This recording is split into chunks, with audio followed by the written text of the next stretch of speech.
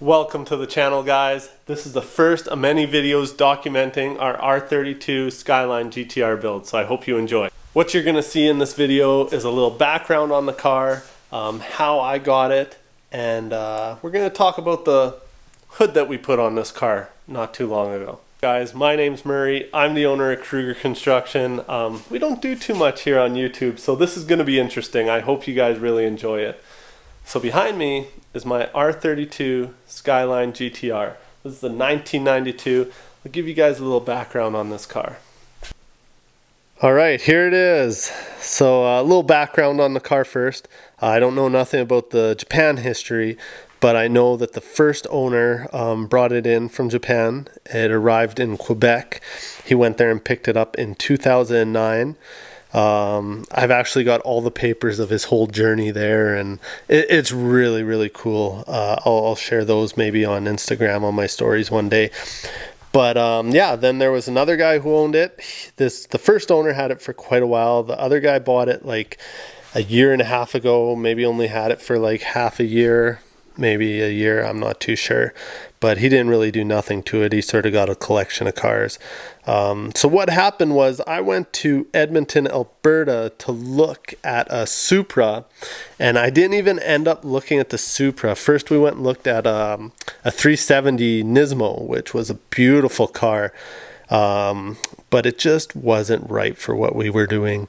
So I called a buddy that night and I was like, hey man, before I go look at the Supra, it'd be a lot easier if you knew somebody that had a GTR for sale, a Skyline.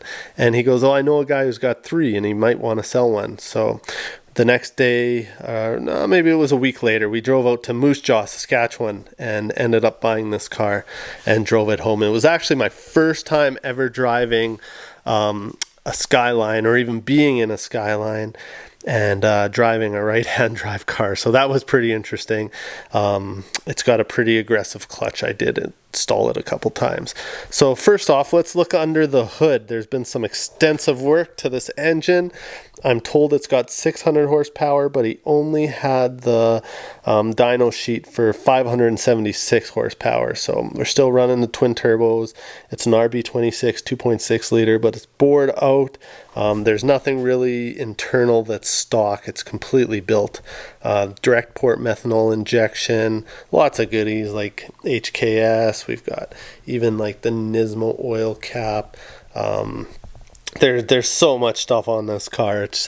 It's unreal, but we've got to clean up under this hood. But this will be phase 2 because it doesn't really need our attention right now. What needs our attention is the body work. So I've got some new fenders for the car. You can see dented.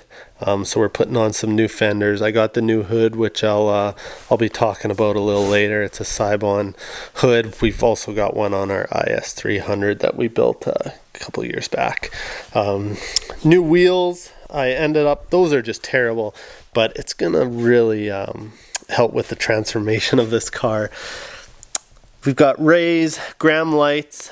These are 18 by 10.5 with 22 millimeter offset 57 CR gram lights. So they're 5-spoke, they're black, glossy, gorgeous rims. Might be a little too aggressive for a car, so I've been looking into the LM GT4s, the Nismo rims. Might be getting some of those. I just don't want to be driving around all puckered up, worried about hitting something and destroying my rims, or, you know, a guy wants to drive it, not just make it look super good, if you know what I mean. Inside the interior, we're also focusing this on the first phase of the build. We're going to put in Nismo seat covers because the seats are in great shape. Love the GTR seats. I was thinking about doing Bride or Recaro seats. Decided to keep these in here and just put the covers on them. And same in the back. You know, they put in an aftermarket steering wheel, lots of different gauges in the car, Nismo tack and gauges. It's pretty sweet. There's lots. Nismo short shifter. Yeah, lots going on in this car. I want to redo some weather stripping in here. You can see this has seen better days. Somebody had like a visor, one of those stick-on visors on here. Come on, focus. and you can see some of that adhesive still on here. I gotta pick all that off, clean it up. Got some new trims for the back window. It's got the aftermarket side skirts here. I want to put on the N1 Nismos. Maybe we'll do that, maybe we won't, we'll see what budget allows. This thing is going to definitely be a money pit. If you know about these cars, you know that parts are very hard to get and they're very expensive. Beautiful back end on these cars. Love the taillights. Just for example, to find one of these is somewhat impossible. If you want genuine Nismo one, or not Nismo, Nissan, it's going to cost you like $300 just for that. We've got the what is it, Kakimoto titanium exhaust. This thing rumbles, it's so loud. Gonna be leaving that on there. Yeah, but here's another example. Just overspray on the gas tank. Just didn't do a good job masking. But like I said, we're bringing this car back to showroom quality. Gonna do all the body work, gonna paint the car.